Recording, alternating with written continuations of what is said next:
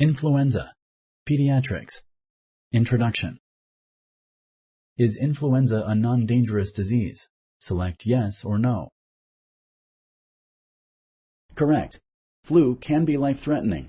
Millions of people get the flu each year, and some people die from complications. Does influenza only affect children?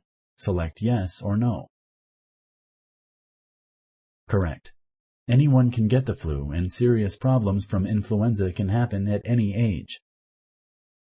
Which is more likely to cause severe weakness and life-threatening complications? Choose one of the following options. 1. Cold. 2. Flu. Correct. Unlike colds, the flu is a serious illness that can have life-threatening complications. Does a flu shot protect a person against all types of the flu?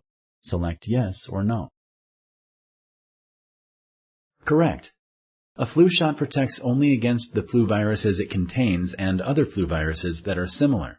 Scientists usually pick the viruses that are the most likely to spread that year. Can getting a flu shot cause the flu? Select yes or no. Correct. A flu shot contains dead flu viruses and does not cause flu. The dead viruses cause the body to start making protective antibodies. These antibodies will fight the live flu viruses if they invade the body. Thank you for using Explain.